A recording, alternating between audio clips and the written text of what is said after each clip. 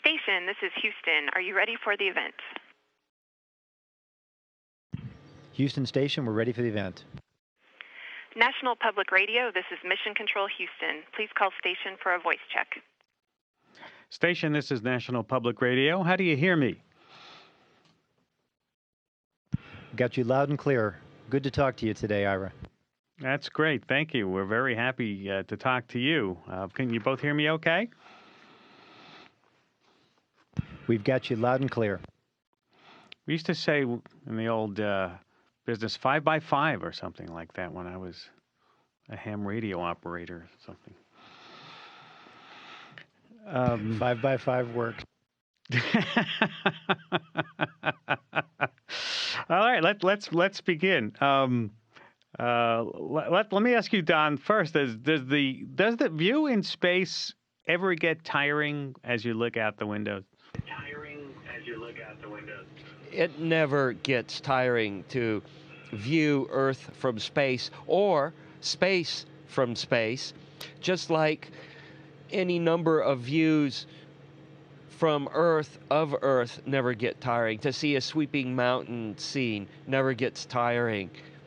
There's something about natural beauty that is inspiring to myself, and I will generalize to human beings. What question do you get asked most by people besides the bathroom question? We'll do away with that one. What question do people want to know most about your experience in the space station? One real common question is what I miss most from Earth being up here for a 6-month mission. And one real astute student asked me the inverse question: what will I miss most from space once I return to Earth? So I thought that was a very clever play on one of the standard questions that people ask you. Mm-hmm. Dan Burbank, you were recently evacuated from the space station because of what turned out to be a close call with space debris. Give us an idea of what that experience was like. Well, we actually had a pretty good heads up about it. We've got tracking radars all over the world that keep track of orbital debris, and it's things that are basically, in rough order of magnitude about the size of your fist or bigger. And there are tens of thousands of things that are tracked. And whenever one gets kind of close to space station, if we have ample time, we will actually move the space station. We'll actually do a burn, a debris avoidance maneuver, if you will, and it'll open up that distance to something a little bit more comfortable.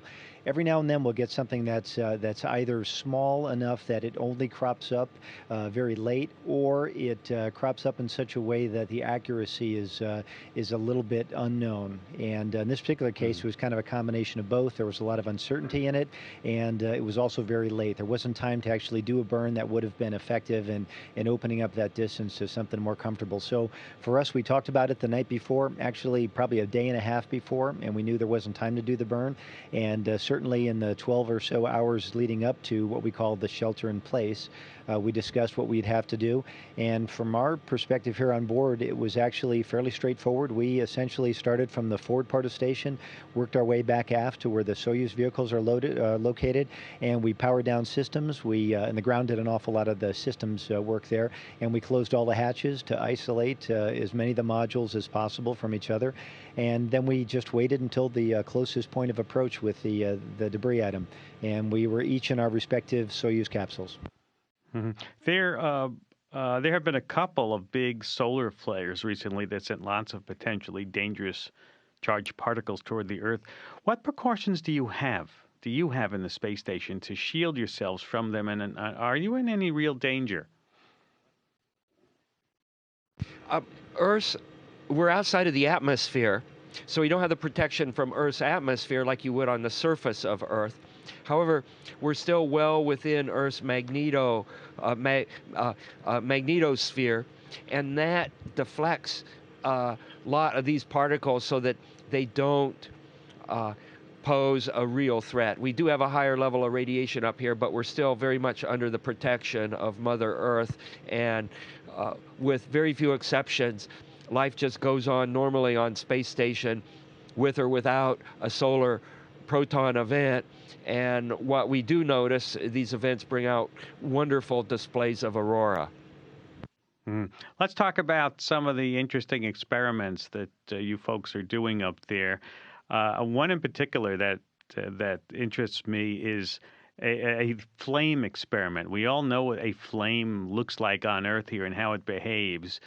But from pictures I've seen in zero G, it looks totally different. And how are you experimenting with it?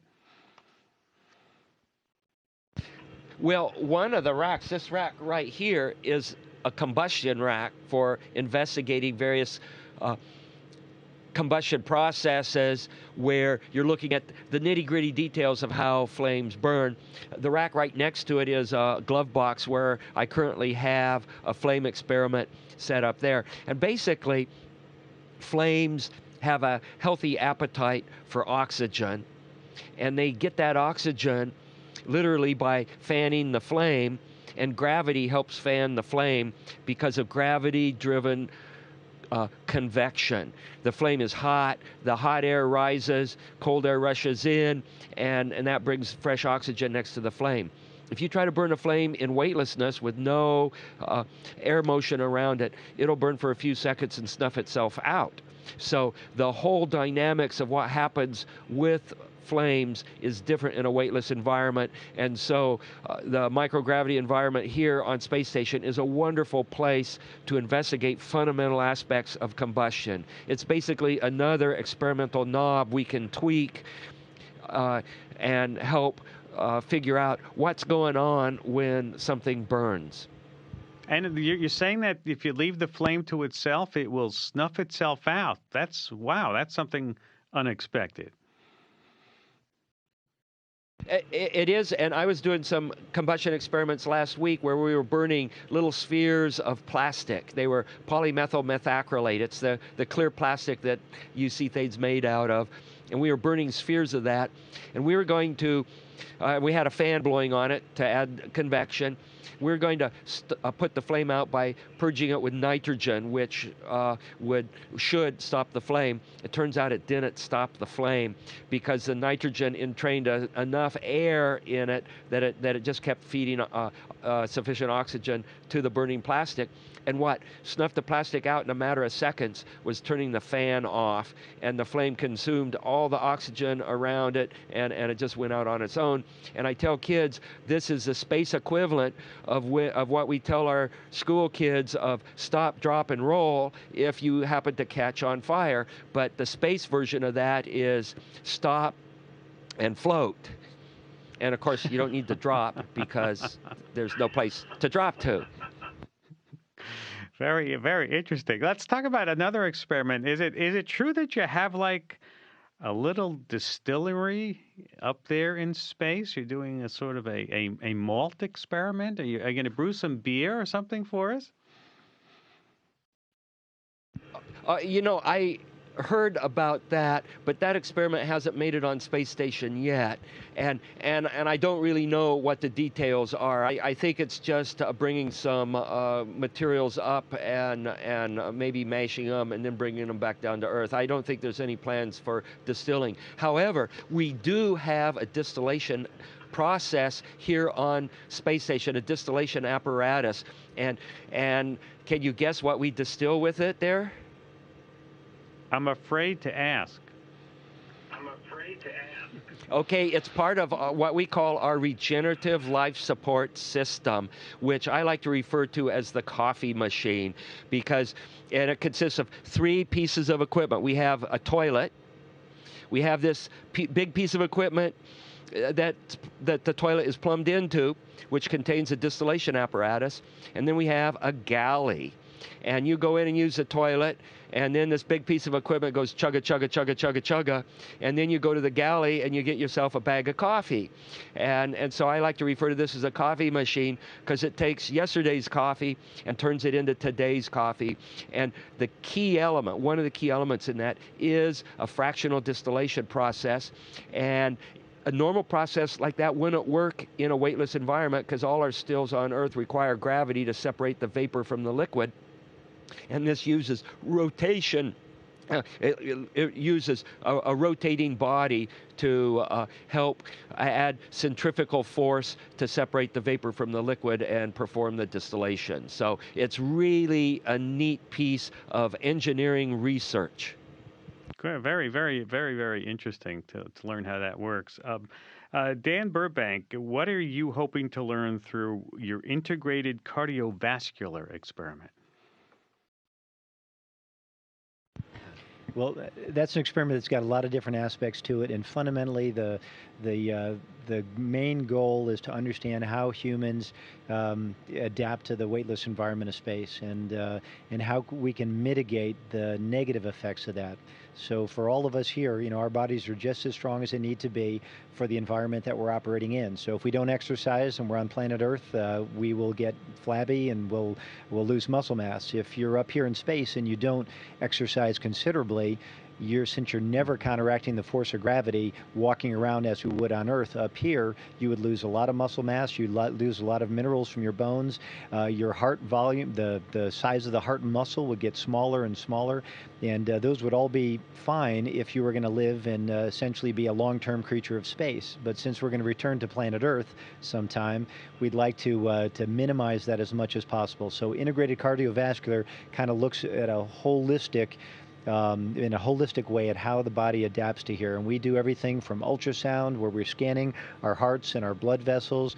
We've got a lot of exercise components to this. We're doing blood pressure and 24-hour, actually 48-hour electrocardiogram to understand how, from an electrical standpoint, how the human body is changing. And all these things will help us leave low Earth orbit and go on into deep space, to go back to the moon long term and to go on to the asteroids and Mars. And I think that's a key part of what Space Station can do for us. I had heard that there had been some talk at NASA. I was reading about it this week, and maybe you can talk about it. About using the space station as a simulation for going to Mars, a sort of a long-term simulation mode of what the trip would be like and how it might affect your body. Can you talk about that at all? Yeah, there's a lot of discussion about it right now, and that's a really interesting part of it. One thing that's fundamentally different about what we do here on Space Station and our experience here on Space Station from what it would be like to go to the moon long term and certainly to go to Mars. Now, rough order of magnitude, the moon's about 1,000 times further from the Earth than the Space Station. Mars is about another 1,000 times further, than the moon is. So you've got a lot of different aspects to what it's like to leave the close confines of planet Earth. Here we essentially have a permanent logistics stream from Earth. If something breaks on station, as all too frequently will happen, we've always got the ability to fly new parts. If you're going to the moon, you're going to be there long term. If you're going to Mars, you can't do that. You're going to basically rely on yourself.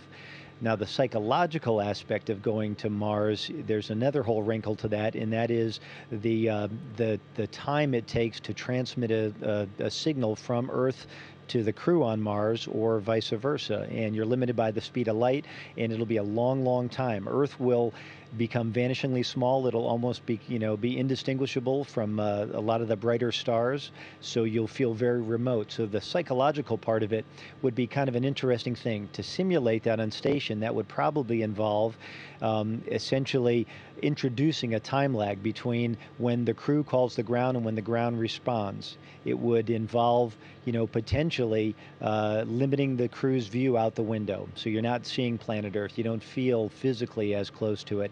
And it might involve even going so far as to letting the crew deal with emergencies and system malfunctions and work their way through them to a greater and a more independent degree than we currently might on space station. And there's a lot of discussion about how you might do that. It might be something that would be applicable, but I don't know yet about any immediate near-term concrete steps in that direction. Mm-hmm. Don Pettit, you're going to be involved in the tracking and capture of Elon Musk's SpaceX commercial resupply ship, which is actually an historic event, the Dragon capsule, in a few days. What's going to be your exact role, and are you looking forward to this? The short answer to looking forward to it is yes. It's going to be really exciting to have a U.S. commercial-made unmanned vehicle come and rendezvous with station, and then we will lasso it with the arm and berth it to one of our common berthing ports. And so that is going to be a real neat piece of technology, plus the idea that we can have these vehicles come up and bring needed supplies. So all of that aspect is really, really good.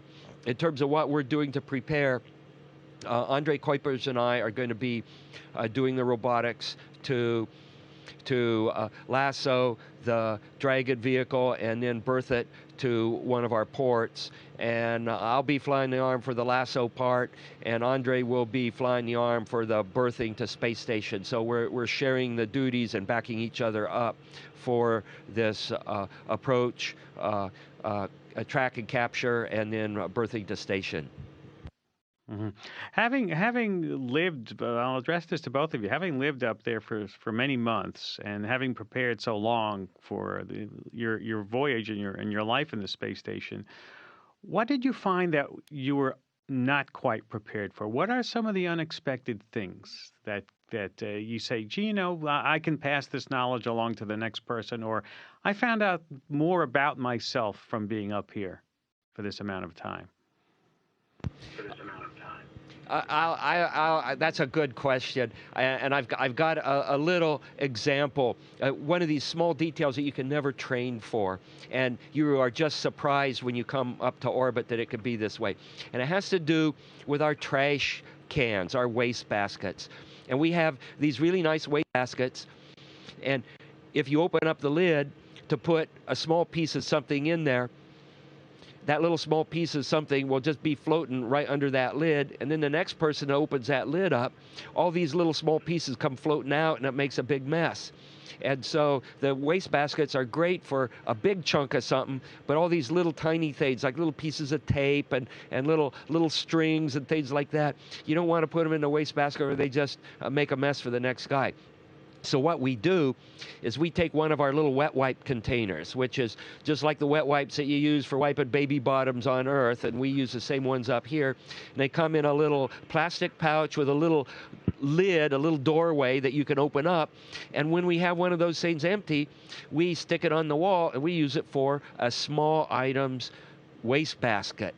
And you can open that little lid, and you can put little tiny things in there and close the lid, and you don't need to worry about all of these things swimming out. And I never would have thought that you'd use something like this for a little trash can, and it's an elegant solution to the problem. And these are the kinds of things that you only learn once you show up in space. And Dan, what do you think?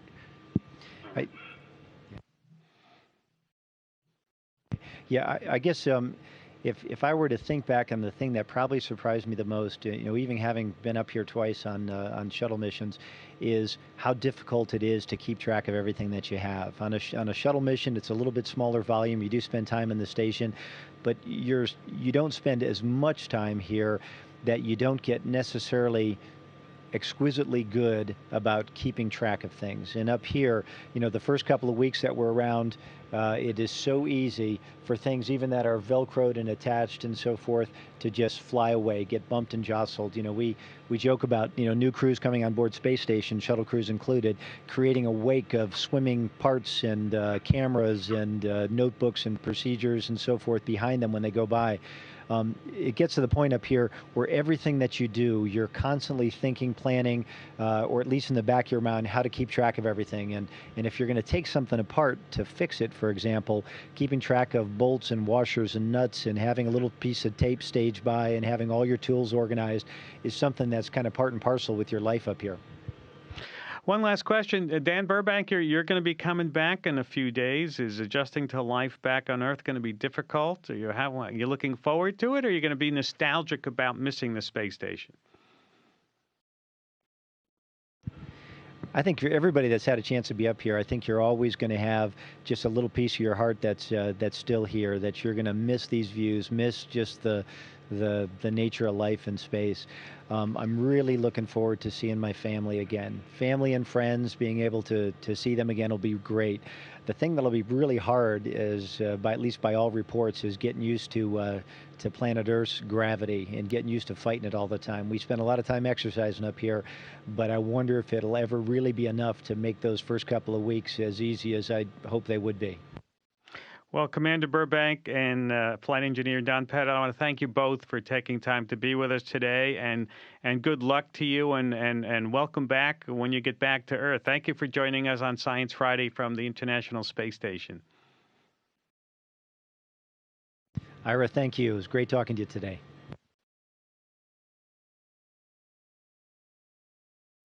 Station, this is Houston ACR. Thank you. That concludes the event. Thank you, National Public Radio. Station, we are now resuming operational audio communications.